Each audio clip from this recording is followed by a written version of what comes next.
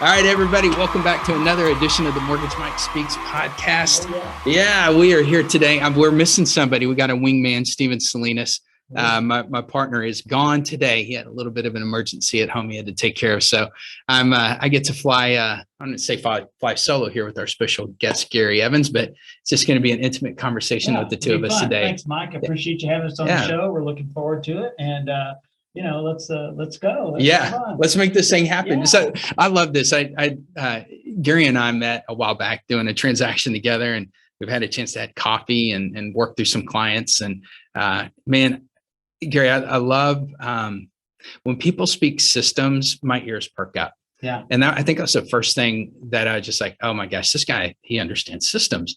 And you also have a really, really interesting background that got you into real estate. So we all come from someplace, right? Every time I meet a real estate agent, I said, "Okay, where did you come from? What was your previous life?" My previous life. Yeah. Well, my professional life, I was in radio advertising for 32 years in Houston radio.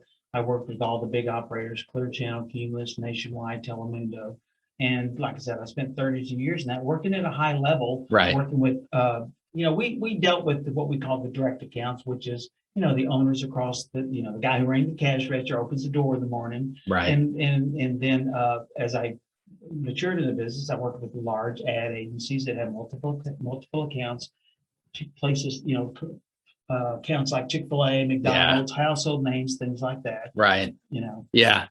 That's one, I get it, that the business probably evolved a tremendous amount over the time period that you're in it, because it was probably more just localized, right? It probably went from a localized sale where you knew the people to all of a sudden national brands for radio stations are coming in, national brands for those were already in place by the okay, time, they by the were time okay, all right, those okay, were long established by the time I got there. But there was a big evolution in the business. Yeah. And it was and I was talking with Stefan about this, that it was like, okay, it's why do we need this 50-year-old guy?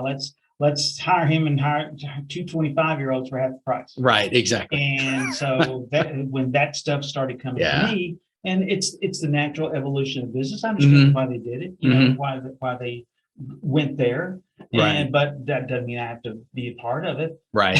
Right. You have freedom. You have freedom of choice. So I made a decision, after that long, to start my own, to go into real estate, start my own company, be my own thing. Yeah. I'm the broker, I'm the owner. Yeah. And so that's the setup we have now. I've worked with all the, not all the big brands, but the big boxes, the nameplates, Keller Williams, Remax. Yeah. A lot of local, Realm. Right. Champions, which is now something else. And so, as a broker associate, holding my life. And you've always, if I remember, that was always your plan anyway. It was right. It wasn't like you came in to be a real estate agent. Your focus was, all right, I'm going to become a broker and have my own business, right? Well, not initially. Okay. See, I was like everybody else that came into real estate. Okay.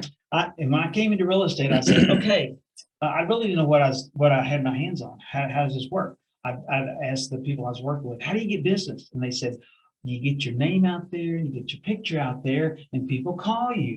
And of course, I came out of mass media, and I thought, well, I know what it costs to make an impression in the market, and I'll never have enough money to do that. So I just went about my business of doing it like everybody else until I met some people and learned, actually got my hands on a for real system. Yeah. Rather than just, what do we do? How do we do this? Yeah. So I'm going to hit on system. Let's go back to, was there a moment in like that radio advertising arena where you just were like, okay, I'm out. This is it. Was there just like a critical moment where you knew at this moment, I'm out of here? I'm whatever I do from this moment forward, I'm moving somewhere else and this is just done. Did you have a moment like that? So you've heard people talk about having flashes in their life where they have a flash of inspiration and they come up with an idea, or their life takes a turn, or there's a moment that it goes bam. Okay, so I was going through this with this company, with this station, taking business away from me, handing it over the cue to Susie, because Susie never sold anything and Gary did. So Gary, give all your business to Susie. Right. And I've changed the names to protect the guilty here. Yeah. So that's what I was going through. And I remember where I was on the freeway when I said, I'm going into real estate. And every time I cross that bridge, I go, this is Yeah. This is where it was that night coming Yeah. out of the band room. Was it a literal bridge?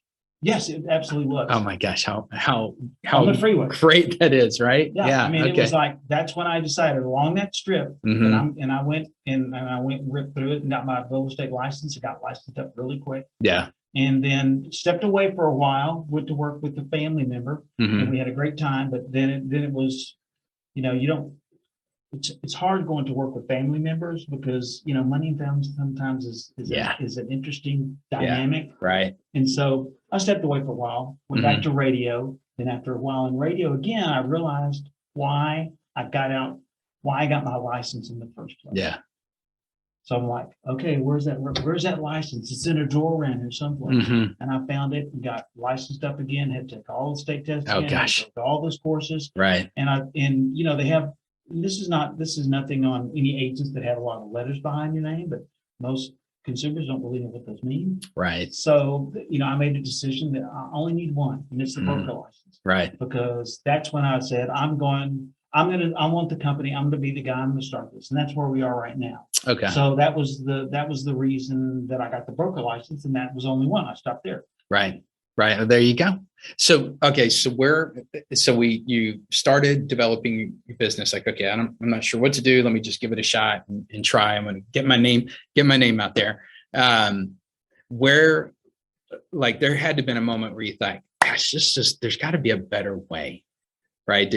Where was that moment that you said, I'm looking for something else because what I'm doing isn't quite it. Yeah. I wasn't really at the point of I'm looking, but I was going along thinking, okay, this is the way it works. It's going to take me 100 years to get to, so many transactions. And, I read a lot. I'm a reader. I love motivational body of work. And I love, Think and Grow Rich and Zig Ziglar and all those people. Right. So I was walking down the hall one day at Remax, and I stuck my head in one of the guys' office. I said, "Hey man, what are you reading these days?" And he goes, "I'm reading this book by Dan Kennedy, No BS Marketing." So that sounds pretty good. So I went and got Dan Kennedy's book, and I'm reading through it, and he's talking about, I don't know if you know who Dan Kennedy is, but he's one of the premier direct response marketers on the planet. Right. And so he's talking about all the way they test and they A/B test and everything they do with direct marketing, And I come to chapter 13. Okay. And chapter 13 says Craig Proctor. And I'm like, okay, who's this guy? So Craig Proctor's in the book. Okay, there you go. So, all right. So Dan is writing about how Craig Proctor took direct response marketing and applied it to real estate. Okay. And he became the number one agent for Remax at 22 years old in his basement in Newmarket, Canada, using direct response marketing. Wow. 22. At 22 years old. And he stayed there for, 10 years, 15 years. Oh my goodness. And so when I saw that and read about that, I said, immediately I knew before I even finished the chapter, this is the way to do it. Yeah. It's great commercial for you, Craig. Yeah. This is the way to do it. Right. It just makes so much sense. And so I just did some research and called him up and said, I'm in, and, went to the conference, and, here we are. If I heard this right, you signed up for coaching before you even went to the seminar. Like you were like, sign me up. Yeah. I called him up. And said, I'm not even waiting. We don't sell this over the phone. I said, well, yeah, you do now. So, here's my money. Here's my 2 credit cards. And, I'll go to this thing. Right. But this, to me, it was, I had the conversation with my wife. What do you think, Beth? And Beth has followed me down every crazy road I've ever wanted to go down. God bless her. And so we launched out with the system, and you're given the tools, but it's that 4-letter word, work. Yeah. So you have to work it. So anyway, so that's how that's the systems that we use. That's how we got to where we are. And without that, I may not even be in real estate. Did you know that 90% of all agents don't make it to their 5th anniversary? I believe that because I see that, Those are the numbers from the National Association of Realtors. They may have changed just a little bit, but what if I said to you, hey, Mike, let's get this great business. Yeah. You have a 90% chance of failure. Right. And you can spend 5 years you could waste 5 years of your life and there's 90% chance, or 90% of you aren't even going to make it. And when I meet with new real estate agents, my encouragement is always, and I don't mean this in a bad way, but it's like, this is a 5-year endeavor. if you think this is going to hit in year one, you got to think differently, right? There's an investment in time and work and maturation of a database and all these things that have to happen, that if you make it to 5 years, you've made it. And now you're going to, now you've built a career that you can now lean into. But there's that 5 year time period where it's that work, it's that sorting things out. With the right system, you can shorten that Mhm. within years. Right. But we got to be looking for the system. Do you know why there's 90% failure rate in my estimate?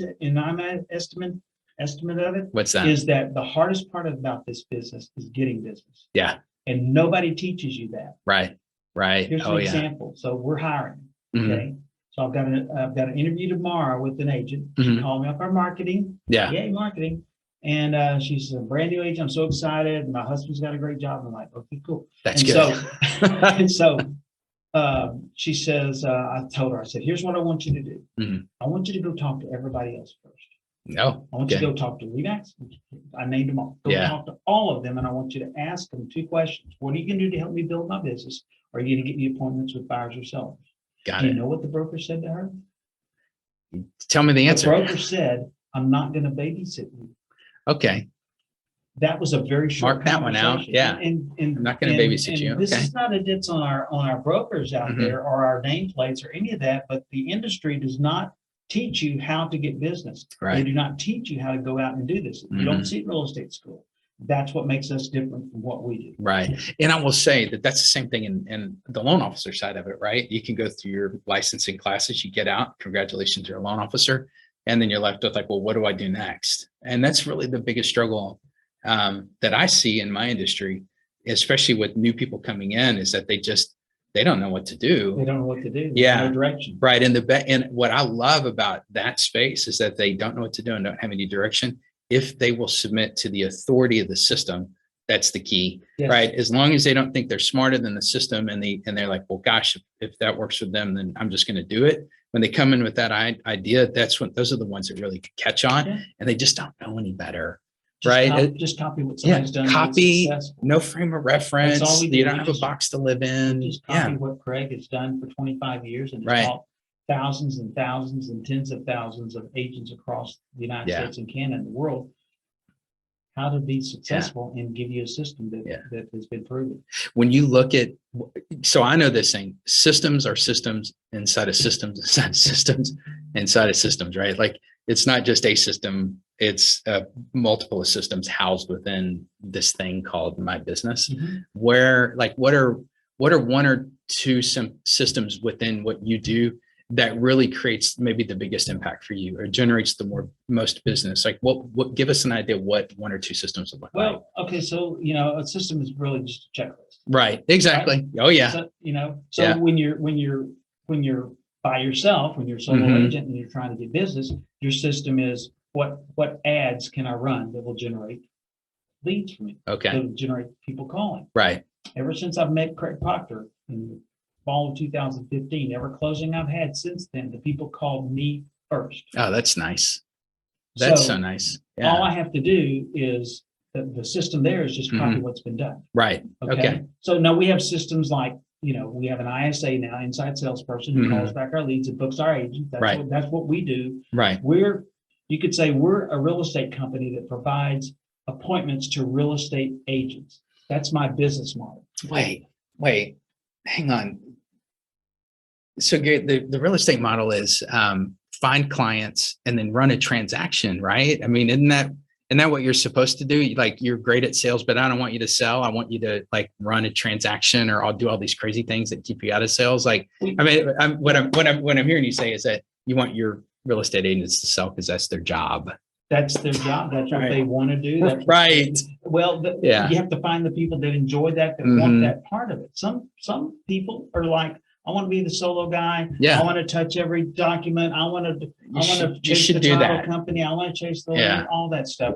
And so, and that's great if that's what you want to do. But the void in the industry is nobody is teaching them how to get business. So what we're doing is we're providing that service. Yeah. And what we do is we we book appointments for real estate agents. Oh, man, that's And fantastic. so the system's there. Yeah. It's real simple. It's just, the ISA calls up Mhm. and make sure that the agent knows where the appointment is, and that the VA knows how to track it, and then it gets pushed over to another system to Yeah. where the admin knows where to put it in the bucket, so that we're tracking everything, so that Right. we know, we know how many ads are running, we know where the closings are coming from, we know Yeah. which ad this person came from. Gosh, yes. You know, we know all that stuff. We've tracked it for years. We know how many calls it takes to get an appointment. We know how many, appointments we have to make to get a closing and all that stuff. Yeah. I mean, we're not perfect at it, but we're a lot further than we used to be. Well, you're living in the system. You're living in the tracking. And what I think our industry, yours and mine included, we do a really a disservice to, for lack of a better word, salespeople, right? Those of us that are really good with people, we're like, congratulations, you're now licensed and go get business, but we don't give them a system. And then once they do get business, we make them fulfill the business that was brought in, so that they can't sell anymore, right? It's like, one industry do you put sales and fulfillment, and you combine them together and you get to do both, right? Yeah. Most industries, sales is sales and fulfillment is fulfillment. That was radio. Right. Radio was like, you're everything. Yeah. I ended up my career at KRVE, KRVE is one of the premier, we call them CHR, Contemporary Hit Radio. Yeah. They are one of the premier CHR stations in the nation. And we were highly promotionally oriented. Everything had a promotions attached to it. Everything had multiple missing pieces. Everything had multiple pieces. Yeah. And we were basically responsible for most of it. Yeah. Thank God they did have a promotions department Mhm. that would fill in some of those, but most stations, they don't have Yeah. that. They're gonna have somebody that coordinates the person to go hand out koozies at your remote or something like Right. that. Right. But it was, we were doing it all. Yeah. Where Yeah. Here, we give them systems. We can break it apart. Our Yeah. agents come in, they write a contract, it goes to the transaction Mhm. manager. It goes to, the VA department to make sure that everything's getting fulfilled there. Mhm. Then they can go back and they can go Get the next show deal. properties. Right. Show Yeah. properties again, which Yeah. is what they want to do. They don't want to Mhm. chase down title documents. Yeah. It's and, doing people are paper. Yeah. And I want the people that want to be in the business of people to be with people, because that's where their strength is. And let me put paperwork people around that. Yeah. Let me put people over here that can do the paperwork. All right. You just need to stay in your lane and keep the relationship going, because that's It goes really back what to you just get. personality Yeah. concept. Completely. Make sure right. that are you in the right seat? Right. The right seat on the bus. Yeah. A lot of Yeah. times I think I'm in the wrong seat. I'm not sure they have a seat for me on this bus. Sometimes I look around myself. I'm like, all right. Sometimes I'm trying to get myself out of a seat. Is what I'm trying to do. And you know what your strengths are, and Right. hopefully you watch that, and only things Yeah. that are matched to your strength, and try to match up the task with the person. Yeah. And that's all you can do. Right. Because like I told a buddy of mine, this is in my coaching program we're in. The three things that they want us to focus in on is do what you love, do what you're good at, and do what makes the most impact or the most money. So I'm always thinking through like, gosh, okay, what I'm doing right now, is this like doing those three things or not? Because if it's not, I need to figure out how to replace that part of me. Yeah. Because not that I can't do those things, and not that I'm good at them. I don't like them. They're pain points for me. Like I'll get it done, but I'm gonna do it because I have to, not because I really love to. And it might be the wrong task for you to be doing. You might not should be doing that, and someone else should. Right. What Right. we look at is that if it's not going to change the outcome, Mm-hmm. if I can't change the outcome with something, then somebody else should be doing it. That's so good. That's such a great. Oh my gosh. That's cathartic kind of for the me. test. Yeah. That's Because the yeah. test. Yeah. If it doesn't change When the outcome of what we're trying to create, Yeah. then I shouldn't do that's that what Craig work. taught us. Yeah, Craig that's so created true. the sales team business. Yeah. There were no sales teams 25 years ago when he started this. Okay. And so they figured it out. They wrote the book on it. Yeah. And that's what he says. If you can't change the outcome, somebody else should be doing it. That's fantastic. When I'm coach and I coach for Craig, and I work Right. with people coming into our system and teach them, get them started. Mhm. And I have them write down everything you do all day long. Yeah. You only have to do this for a couple of days. Right. Everything you do every 15 minutes. And when you look back at the list, think who could be doing that?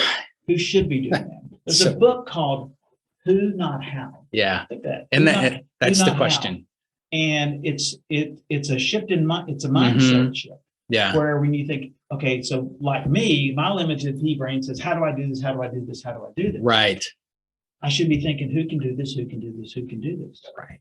It's just a mind shift. Well, yeah. Do I always hit it 100%? No.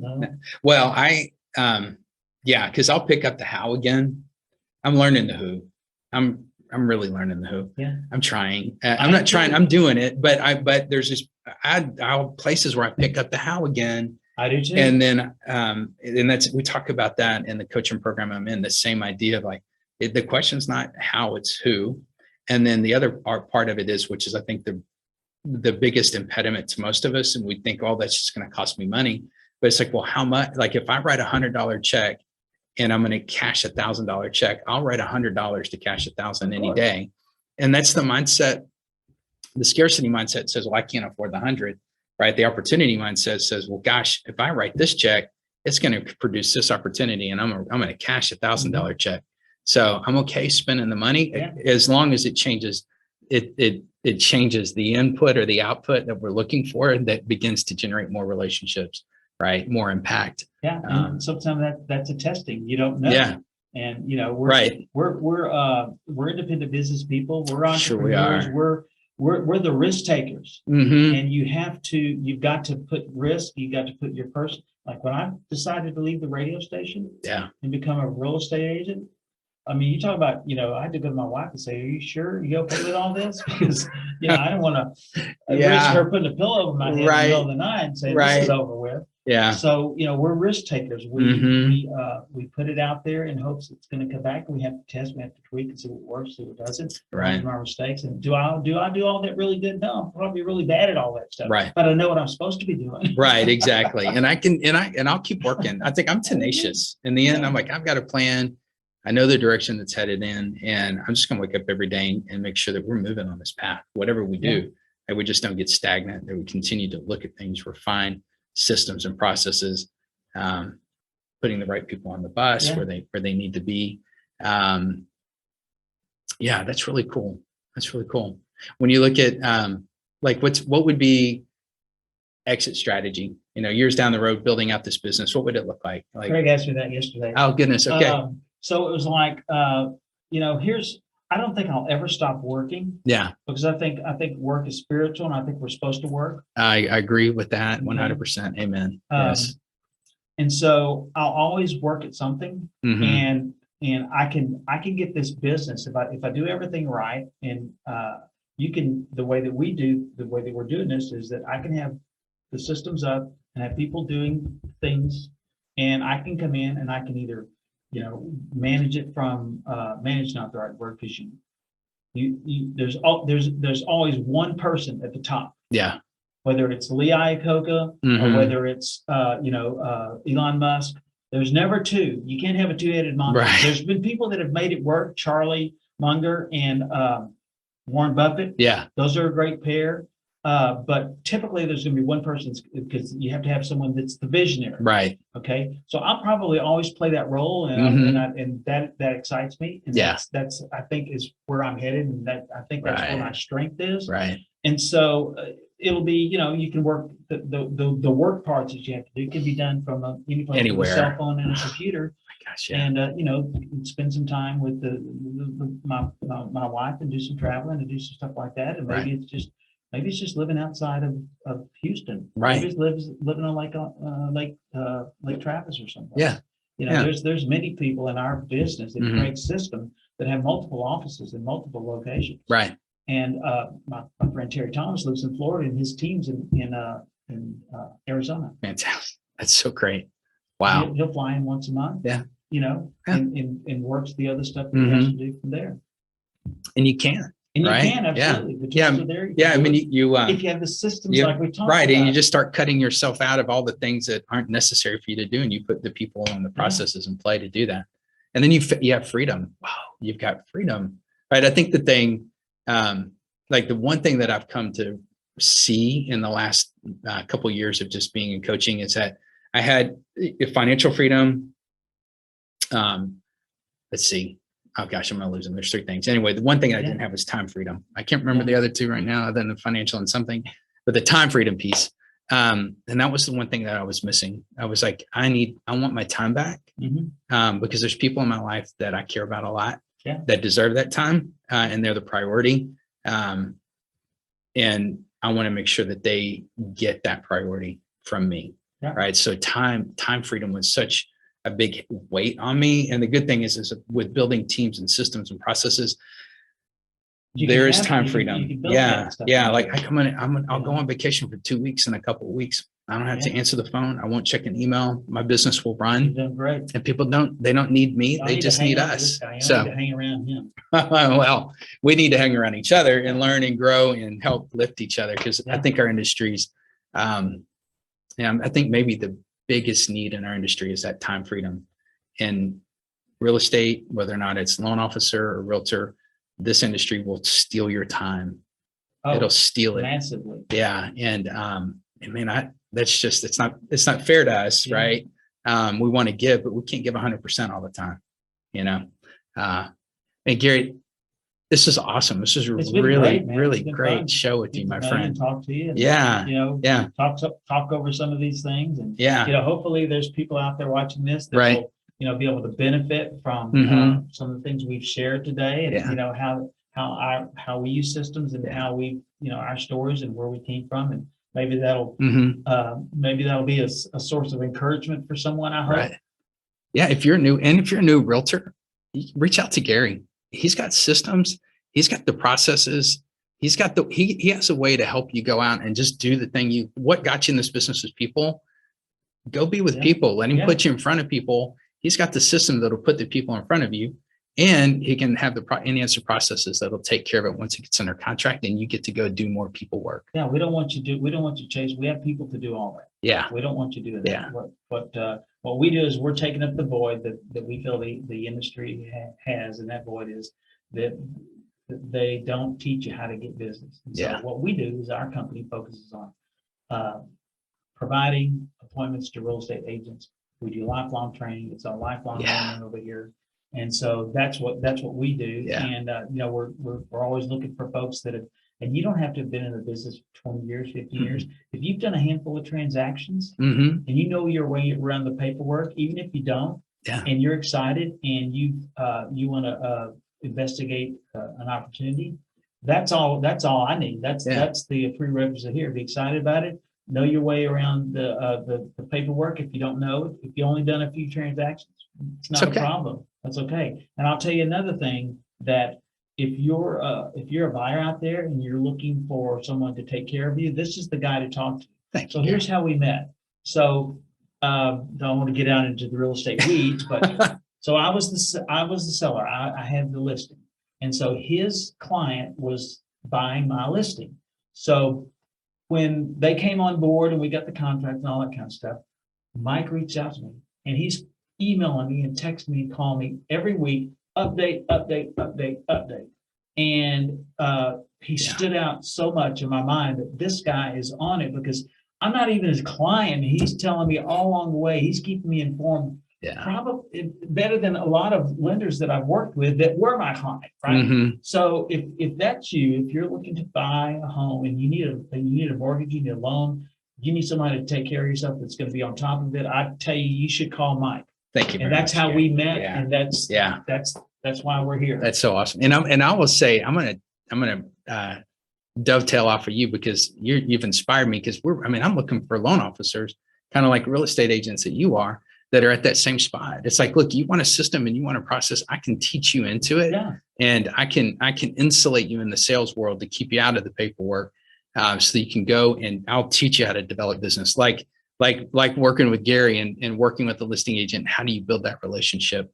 I didn't even think about that, but I'm looking for the same thing too. So if you're looking for for a system, then, and you're in the loan business, then that's right here, both of us, right? Real estate. Because you got to have systems, and you got to have people that know where to plug in and what's to happen next. Yeah. Just a big flow chart.